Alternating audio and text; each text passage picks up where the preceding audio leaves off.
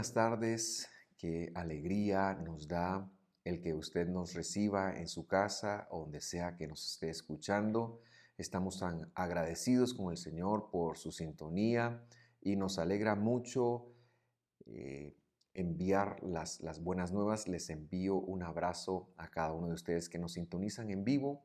Y si usted está viendo esto en diferido, también me alegra, siéntase bienvenido. Eso quiere decir que usted ya nos sigue en alguna de las plataformas Facebook, Twitter o YouTube en las cuales estamos promulgando las buenas nuevas y este estudio.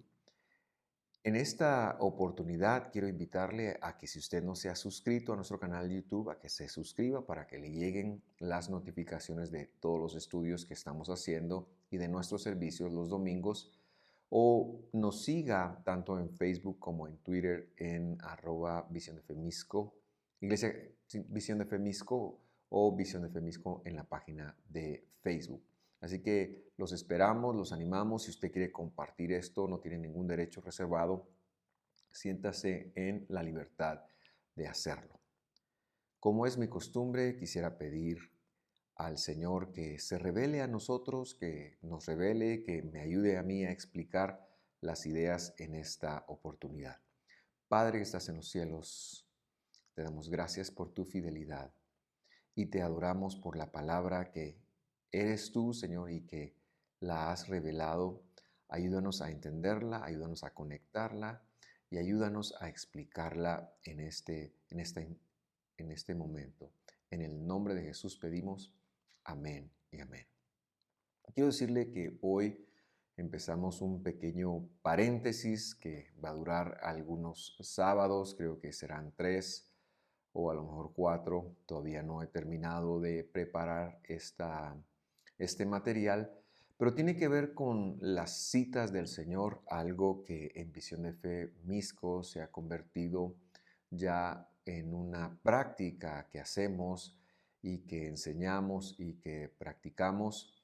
Y precisamente hoy quiero empezar con esta serie y el tema se llama La introducción a las citas de otoño, porque son 3 citas y ya me voy a explicar por qué les llamo citas y vamos a irlo entendiendo, porque queremos hacer las cosas con conocimiento, con la preparación y con la guía del Señor. Así que introduzco el tema diciéndole que son tiempos importantes que necesitamos entender. Bueno, el tiempo en sí necesitamos entender porque, como lo dice el escritor sagrado en el libro de Eclesiastés, en el capítulo 2, no todos los tiempos son los mismos. A veces es tiempo de abrazar y a veces es tiempo de rechazar el abrazo. Y el pueblo de Dios debería ser entendido en los tiempos para conocer cuál es el mover que Dios está haciendo. En Visión de Fe, Misco nos es de vital importancia entenderlos porque queremos aprovecharlos, ya que el tiempo es un recurso no renovable para nosotros que vivimos en esta tierra. Así que ah, eh, para introducir el tema, le diré que si usted me ha escuchado en vivo en otros años, vamos a repetir quizás algunos conceptos, pero se me hace muy importante hacer esta introducción para que todos estemos en la misma página. Así que iniciemos con los tiempos reconocidos por Dios.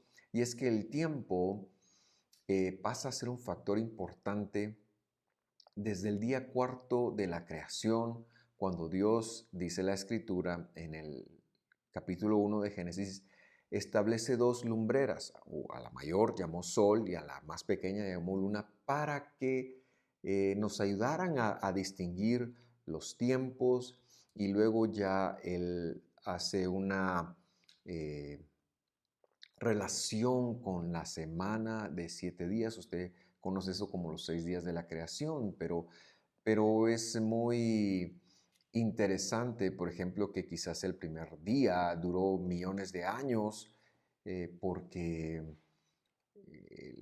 el tiempo todavía no existía como nosotros lo conocemos, o quizás duró 24 horas en los procesos de Dios. Yo lo ignoro, pero lo que sí es claro es que se establece una semana, se establecen 7 días y a partir del cuarto pues se establecen ya los tiempos como días de 24 horas y por ende la semana. ¿Quién le estableció eso? Dios. ¿En dónde lo estableció? Pues en la creación. Y todas las culturas del mundo respetan eso. Y esta es una prueba de lo que la Biblia siempre ha dicho, de la creación y el origen de todas las cosas en nuestro Dios, porque primero que nada lo encontramos en la Escritura y después las demás culturas siguen esta forma de vida.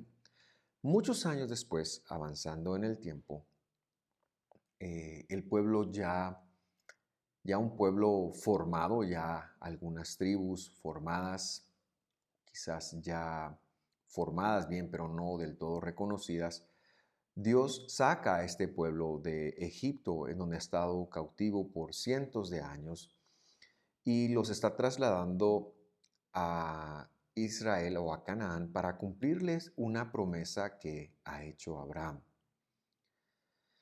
Y en medio de ese mover, Dios les entrega a este pueblo. De hecho, fue en el primer año de la travesía, les entrega las promesas y los procedimientos para alcanzar el éxito aquí en la tierra. Les recuerda, claro que Dios le dio estas promesas, por ejemplo, a Abraham, pero no estaban escritas como lo estuvieron a partir del monte Sinaí o de la revelación del monte Sinaí. Por eso sabemos que es una revelación muy importante porque es la base de todo lo que nosotros podemos aspirar de parte de Dios en la tierra. Pero en el capítulo 23 de Levítico encontramos que ya Dios lo vuelve esto mucho más específico y vamos a leerlo allí. Levítico 23 y vamos a empezar desde el versículo 1.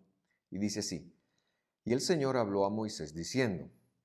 Ahora, pregunto porque es importante, ¿quién está hablando? Dios, por supuesto. Ahora yo tengo una pregunta para usted o para que usted lo pregunte, o se lo pregunte a usted mismo, porque cuando nosotros leemos el nombre Jehová, que es el que allí lo traducen así algunas versiones, o el nombre Señor, que es el nombre como también se traduce este nombre impronunciable, porque no sabemos cómo se pronuncia, eh, normalmente nosotros pensamos en alguien aislado de Jesús. Mi pregunta es, ¿está Jesús incluido aquí? Y si nosotros creemos en un solo Dios, la respuesta tendría que ser sí. La respuesta es obvia. Esta es una conversación en donde Jesús está involucrado. Quizás Él no se ha revelado como Mesías, pero el Señor aquí también es Jesús. Y eso es un punto de partida importante porque muchas personas tienden a pensar que Jesús solo figura en el Nuevo Testamento. Jesús es Dios y como Dios no es creado, estuvo presente en la creación y el Evangelio lo confirma y lo enseña hasta la saciedad. Pero mi tema no es ese, así que sigamos. Versículo 2. Habla a los hijos de Israel y diles, estoy leyendo la Biblia del Jubileo. Las fiestas del Señor, a las cuales haréis convocación general de todo el pueblo, estas serán mis fiestas. Respeto a los traductores, se han esforzado, pero quiero que analicemos estas cláusulas de este versículo de una mejor manera para maximizar la comprensión. ¿Quiénes son los hijos de Israel? Quiero que por favor observe que no dice habla al pueblo de Israel como una nación, sino se refiere a los Bnei Israel. Y este ya más que un lenguaje nacional, es un lenguaje teológico. Los Bnei Israel, que nos lo han traducido como los hijos de Israel, no necesariamente se refiere a los descendientes de Jacob. Y eso es lo que yo quiero establecer con usted en esta oportunidad para que nosotros realmente podamos ver de qué se tratan estas fiestas, de quién son, para quién son, etcétera, etcétera. Así que no se refiere al país de Israel. que está en Oriente Medio y que todo el mundo asocia.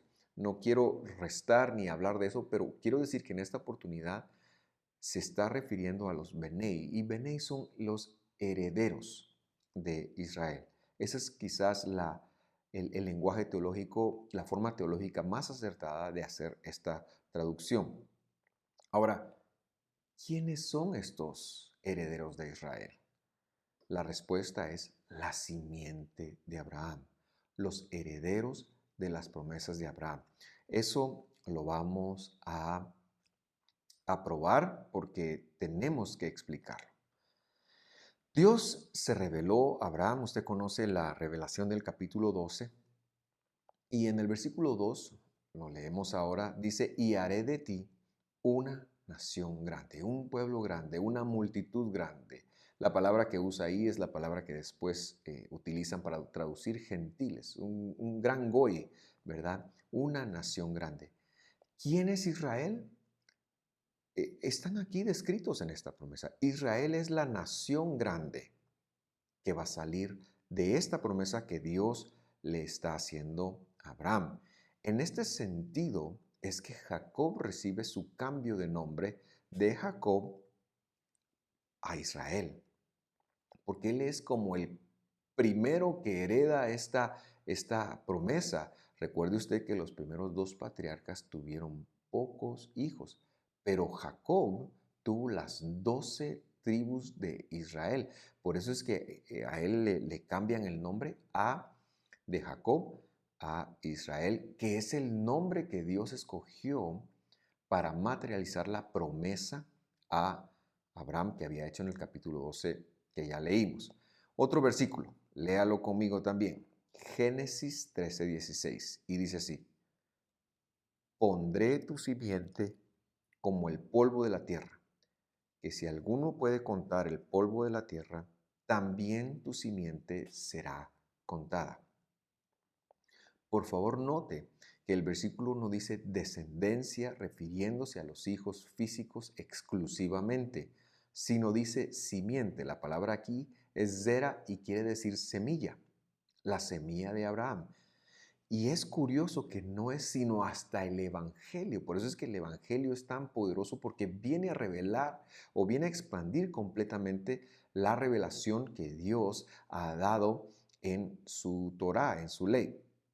Entonces no dice descendencia, dice simiente. Esto será muy importante hacer esta conexión más adelante.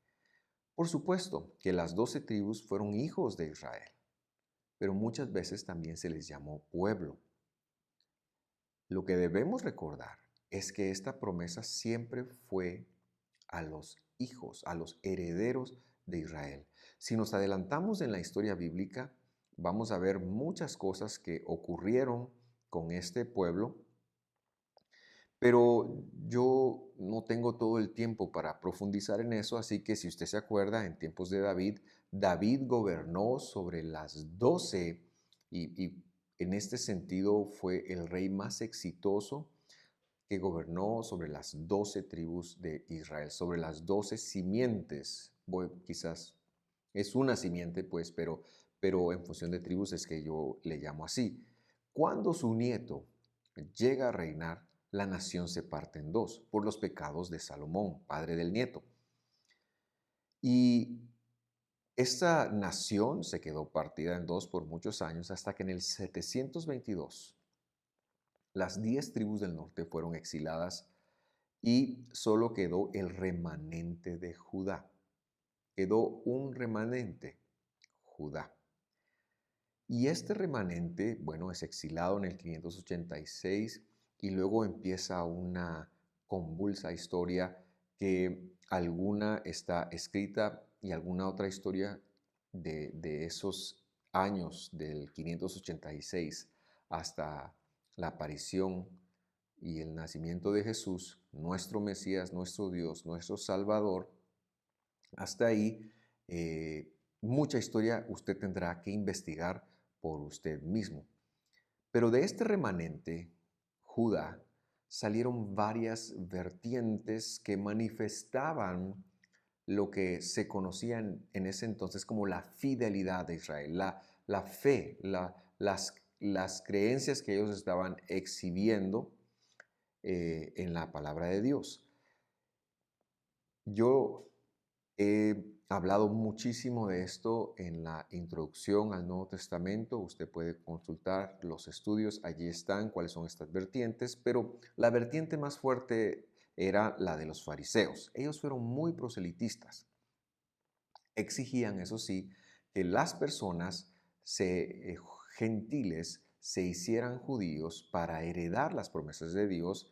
Y bueno, en el primer siglo esto ocasionó muchos problemas, especialmente con Pablo, y mucho de esto provocó, bueno, esto es lo que provoca que se escriba la carta de los Gálatas.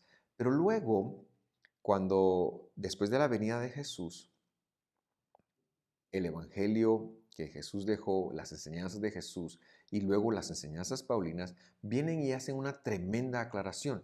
Y yo quiero citarle dos escrituras por cuestiones de ir avanzando y lograr nuestros objetivos del día de hoy. Así que le invito a abrir su Biblia en Gálatas 3:7. Ya voy a explicar este versículo cuando lleguemos ahí en el estudio de Gálatas, pero para este estudio también lo quiero leer. Ahora, yo le hice ahí una observación. Mis observaciones están entre paréntesis y las vamos a leer para que maximicemos la comprensión. 3:7. Así que conocéis que los que son por la fidelidad, ahí dice en sus Biblias, dice por la fe, pero sabemos, por lo he explicado, que más que una fe nuestra, es la fidelidad de Dios que se ha derramado. Así dice, que conocéis que los que son por la fidelidad, ¿de quién está hablando? De Dios. Yo simple y sencillamente puse entre paréntesis para que supiéramos de quién se refiere. Luego dice, los tales son hijos. Y puse entre paréntesis semilla o simiente para que nosotros comprendamos. ¿Qué es lo que está diciendo Pablo aquí? Los que son escogidos por la fidelidad de Dios, los tales son los hijos, es decir, semilla de Abraham. Es decir, que las promesas son para ellos. Los tales son hijos de Abraham. Las promesas del capítulo 13, las promesas del capítulo 12, las promesas que Dios ha hecho a Abraham, son para su simiente, no necesariamente para su descendencia. Pablo está diciendo que hay algunos gentiles que son simiente de Abraham. Y también está diciendo que hay algunos judíos que son simiente de Abraham. Aquí no está hablando de hijos físicos, está hablando de la semilla de Abraham. Por lo tanto, la promesa de Génesis 13 se aplica acá, al igual que la promesa de Génesis 12. Otro versículo, otra escritura. Esta es un poquito más larga y quiero que me acompañe a leerla. Efesios 2:11. Por tanto, acordaos, porque se olvida, que en otro tiempo vosotros erais gentiles en carne. ¿Qué está diciendo? Eran idólatras. Que erais llamados incircuncisión de la que se llama circuncisión en la carne, la cual se hace con mano. Muy bien, entonces aquí presenta dos grupos. Los receptores de la carta, que eran gentiles en carne, y los de la circuncisión en la carne, haciendo una clara referencia a los judíos. Estos eran conocidos como la circuncisión y ellos tenían un poquito de problemas de exclusividad porque se decían ser los únicos, se decían ser los de la revelación y por ende empezaron a tachar a los nuevos creyentes gentiles, los empezaron a tachar de que no eran salvos y entonces les llamaban gentiles, los despreciaban como tal. Lo hemos visto en algunas explicaciones de Gálatas ya. Este es más o menos el contexto. Lo que quiero decir es que hay dos grupos. Los incircuncisos, aunque creyentes, aquí está hablándole a creyentes, no le está hablando a gentiles que no tienen temor de Dios. Aquí le está hablando a creyentes. Y los de la circuncisión, algunos creyentes también, o simplemente judíos de la época. Eso no lo está distinguiendo Pablo. Lo que yo quiero es que usted vea es que el contexto de esta escritura son dos grupos, ¿verdad? Judíos de raza que piensan que por ser de raza de Abraham heredan las promesas y gentiles que han creído y que Pablo ya definió en Gálatas como semilla de Abraham. Pero mire qué dice Pablo de los gentiles, versículo 12. En aquel tiempo estabais sin Cristo, sin Mesías. Eso es lo peor que le puede pasar a cualquiera. Alejados de la república de Israel, de la nacionalidad de Israel, traducen, y ajenos o extranjeros a los pactos de la promesa, sin esperanza y sin Dios en el mundo. Si no tenemos Mesías, si no tenemos a Jesús, a Cristo en nuestra vida, si no somos creyentes, si no hemos sido llamados por Jesús, estamos alejados de la república de Israel. Lo que yo quiero que usted observe es que Pablo está hablando de una república, de una nacionalidad de Israel, y que somos extranjeros a los pactos de la promesa. Se refiere a las de Abraham, se refiere a las promesas hechas a los patriarcas, sin esperanza y sin Dios en el mundo. Termina diciendo el versículo 12. Versículo 13. Pero ahora, en el Mesías Jesús, ustedes que en otro tiempo estaban lejos, han sido hechos cercanos por la sangre de Cristo. Hemos sido hechos semilla de Abraham por la sangre de Cristo. Qué promesa más hermosa. Versículo 14. Porque Él es nuestra paz. Eso es lo máximo. Que de ambos, algunas traducciones ponen pueblos, pero no está la palabra pueblos. ¿Pero a qué se refiere? ¿Cuáles son ambos? Ambos son los judíos y la que son judíos y los gentiles que son creyentes. Que de ambos hizo uno, deshaciendo la pared intermedia de separación. ¿Y cómo les llamó? La República de Israel, según esta versión. Es decir, los Bené Israel, los herederos de Israel, los herederos de las promesas, a quienes todas las profecías, muchas de las profecías de los profetas, valga la redundancia, del Antiguo Testamento, están dedicadas a los hijos de Israel. Hoy en día tenemos un problema porque hay dos doctrinas que son contrapuestas. Por un lado está el judaísmo semítico que habla de la exclusividad de los judíos, de que son el pueblo escogido, de que... Y por otro lado está la teoría del reemplazo de la iglesia. Pero la escritura, ¿qué dice? La escritura nos habla de que Dios escogió un pueblo para darle herencia y era Israel. No todos los judíos son Israel. Pablo lo dice. Pablo lo dice.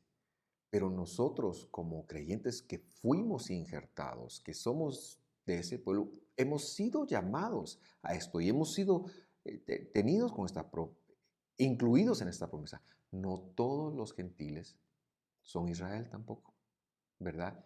Israel se accede por medio de la fidelidad del Mesías. Así que ese es el contexto. Y ahora leamos nuevamente el Levíticos 23:2. Habla a los herederos de Israel.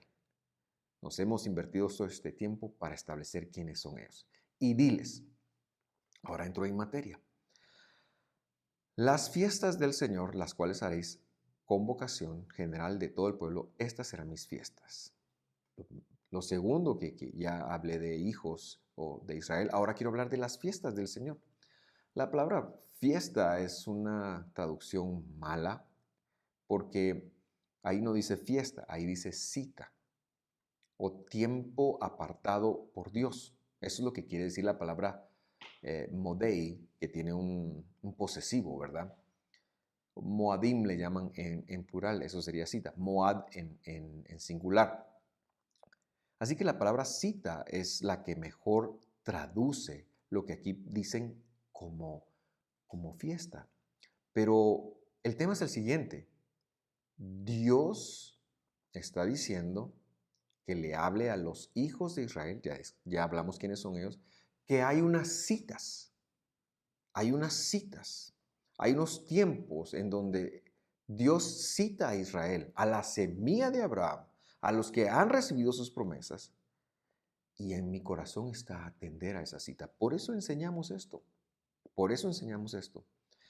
Pero también, porque si usted se fija bien de lo que el versículo dice, las citas no son de nadie más que del Señor. Las citas son de Jesucristo. Las citas son de Dios. Las citas son de Elohim, del Padre, de Adonai. Ellos son el Señor. El concepto de Dios es de nuestro Dios. Por mucho que alguna religión se las haya aplicado, las citas no son del judaísmo, no son judías. Aunque ellos digan las fiestas judías, no son fiestas judías. Ya dije que eso es una mala traducción. Son las citas de Dios con su pueblo. Y eso es importante que nosotros lo veamos, porque cuando vemos las fiestas del Señor, automáticamente, yo no sé qué leemos, pero muchos leen las fiestas judías. Esto no es judaísmo. Esto es la palabra de Dios. Por eso el verso sigue diciendo, creo que traducen ahí, vamos a ver, eh, convocación general, pero en hebreo dice Mikra Kodesh, y esto quiere decir convocación de santidad. O sea que es un tiempo de Dios donde Él cita a su pueblo para trabajar la santidad de Él en nosotros. Por supuesto, para que nos vaya bien, es decir, de cara al futuro. Por eso es que a nosotros en Visión de Fe nos gusta llamarlas como las citas proféticas. Y es precisamente así como termina el versículo. Estas serán mis citas, dice el versículo. Entonces, yo estamos tratando de dar esta clase, esta lección, porque esto es algo que en Visión de Fe hemos aprendido, hemos tomado, pero queremos enseñarlo, queremos compartirlo y que usted sepa que si usted tiene la revelación de Dios para hacerlo y tiene la guía de Dios, voy a decirlo, para hacerlo, nosotros queremos apoyarlo, estamos con usted y queremos enseñarlo. Y si no, no se preocupe, no pasa absolutamente nada. Pero sí me gustaría que nos diera el beneficio de su atención todavía. Entonces, lo que quiero hacer es seguir leyendo. Levíticos 23:6, porque la cita base, la cita de Dios base, la va a explicar aquí. Dice el versículo 6. 6 días se trabajará y el séptimo día será sábado de reposo, convocación santa. Aquí tradujeron mejor las mismas dos palabras que están en el versículo anterior. Ninguna obra haréis, sábado es del Señor en todas vuestras habitaciones. Pero lo que quiero señalar es precisamente lo que dice en el séptimo día. En el séptimo día será sábado de reposo. Quiero hablar de esas dos palabras, sábado de reposo. Sábado de reposo. Las palabras que usa ahí es Shabbat, Shabbatón. Mucha gente piensa que Shabbat quiere decir descanso o reposo. La palabra Shabbat viene de cesar, de hacer un ejercicio completo de parar en lo que estamos haciendo, de parar el trajín de vida que estamos llevando y hacer un paro y dedicarnos a afilar el hacha. ¿El hacha cuál es? Es la vida espiritual. Y hacer un cese de actividades, ¿verdad? No quiere decir descanso, quiere decir cese, para que podamos enfocarnos en Dios, para que podamos reconectarnos en Dios. Y esto es necesario, esto es muy necesario. Toda persona tiene que hacer ceses en su vida, tiene que hacer cortes en su vida y sentarse a pensar, sentarse a conectar con Dios, porque si no lo hacemos, la vida es realmente insostenible. La segunda palabra, que ya lo decía, es la palabra Shabbatón. Entonces lo que dice el séptimo día es un Shabbat, Shabbatón. No quiero hablar del séptimo día como tal, sino lo que quiero hablar es del concepto de Shabbat, Shabbatón, que lo han traducido como reposo aquí, pero que mantiene la idea en español de una de si Shabbat es cesar, Shabbatón quiere decir super cesar, pues, o sea, es como yo le digo a usted, qué camisa, camisona, algo así es lo que estamos hablando. ¿Y por qué menciono esto? Porque la Biblia hace un ejercicio de decir que las citas del Señor son Shabbatón, o sea, es algo muy especial para el Señor que nosotros podamos atender a sus citas, que nosotros podamos conectarnos con Él, que nosotros podamos responder, porque Él tiene una santidad que trabajar en nosotros. Si bien nosotros no tenemos injerencia alguna en ganarnos la salvación, porque la salvación nos es puesta, nos es dada por la obra y por la fidelidad de Dios en el madero del Calvario. Una vez salvos, sí tenemos la responsabilidad de trabajar en la santificación de nuestras vidas. El Evangelio es muy claro en enseñar eso y tenemos una responsabilidad de trabajar en la santificación. Y aquí Dios está diciendo cómo hacerlo. Y a veces pensamos que la santificación solo tiene que ver con el esfuerzo nuestro de dejar de pecar, pero lo que esto introduce es un poder maravilloso de atenderle a Dios y permitir que Él llame nuestra vida y que limpie nuestro corazón y que limpie nuestra mente y que nuestra vida sea limpiada cuando nosotros hacemos ciertos ceses y nos dedicamos a escuchar de Él, nos dedicamos a conectarnos con Él. Este es el trasfondo de las convocaciones de santidad. Así que con esto en mente quiero mencionar, porque el tema es la introducción a las citas de otoño, que hay varias citas. Por ejemplo, está la cita de Pentecostés, que en la Biblia se conoce como Shavuot. Está la cita de Pascua, que en la Biblia se conoce como Pesaj.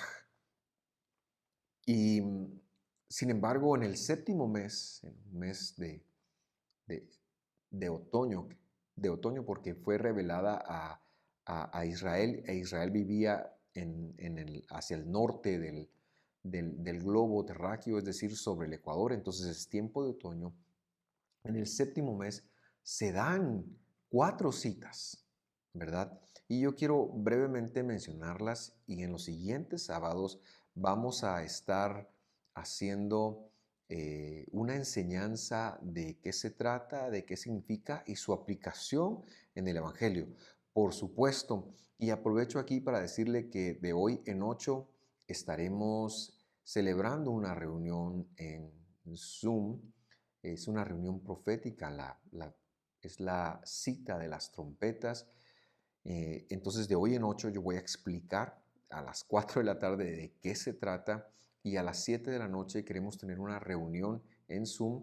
Los elementos los estamos haciendo circular porque es el día donde nosotros hacemos una proclamación profética, y yo quiero explicarlo. Lo haremos dentro de 8 días, pero invitarle a usted, si se quiere unir desde ya, que nos solicite. No será subido en redes sociales por ser un tema, pues, hasta cierto punto privado, pero si usted quiere participar con nosotros en Zoom, escríbanos y les enviaremos el link para que usted pueda participar. Así que me refiero a las 4. Lo hago rápidamente porque vamos aterrizando con la enseñanza. Versículo 24, Levítico 23, 24. Habla a los hijos de Israel, nuevamente, a los herederos de Israel, y diles, cuando usted lea herederos de Israel o hijos de Israel en la Escritura, si usted es creyente en Jesús, debe sentirse aludido. Esto es para usted. Y diles, en el mes séptimo, al primer día del mes o al primero del mes, tendréis reposo, una alarma para hacer recordar y una santa convocación. Dentro de 8 días lo explicaré porque tiene toda una construcción gramatical ahí, pero lo que quiero adelantarle es que este tiempo, esta cita, tiene una connotación con la voz del Mesías, con entender y escuchar la voz del Mesías, así que le invito a conectarse. En hebreo se dice Yom Teruah. Lo han traducido como el Día de las Trompetas. Eso no es tan correcto. Y en el judaísmo rabínico se conoce como Rosh Hashanah o el Año Nuevo. Pero repito, esto es en el judaísmo rabínico. La Biblia no dice Rosh Hashanah, no dice Año Nuevo. Y por eso es que en los últimos años nosotros hemos hecho la corrección a Yom Teruah o Día de Trompetas, que explicaremos dentro de una semana. Versículo 27. Esa es una. Segunda, pero a los 10 días de este mes, séptimo, mismo mes, será el día de las expiaciones. Tendréis santa convocación y afligiréis vuestras almas y ofreceréis ofrenda encendida al Señor. Este es el famoso Yom Kippur, pero que la escritura lo tiene en plural. Lo veremos detenidamente en 2 sábados y es donde la escritura nos pide ayunar. Si hay algún ayuno que la escritura pide, es ¿verdad? Y en hebreos es Yom Kippurim. Segunda. Tercera, vamos ahora al versículo 34. Habla a los hijos de Israel y diles, a los 15 días de este mes séptimo será la fiesta de los tabernáculos al Señor por 7 días. Y aquí sí dice fiesta. Esta es una cita, pero también es una fiesta. Y veremos una aplicación maravillosa que Jesús hizo, que es tan impactante y tan personal, que está en el Evangelio, ¿verdad?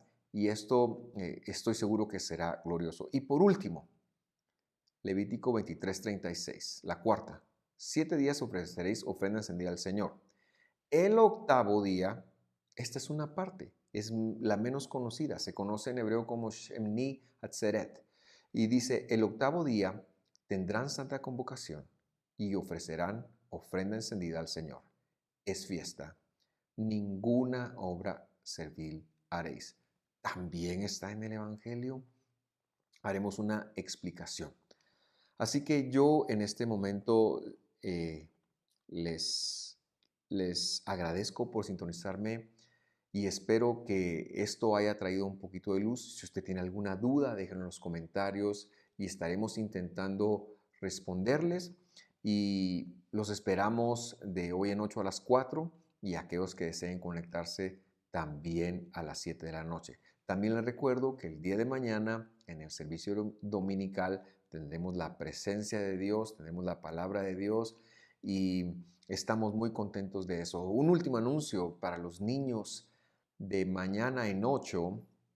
Vamos a empezar a implementar un Zoom a las 9:30 para que ustedes puedan empezar a conectarse ya y que puedan ser discipulados también desde desde historias bíblicas, etcétera, etcétera. Así que les envío un fuerte abrazo, muchas bendiciones. Nos vemos pronto. Bendiciones.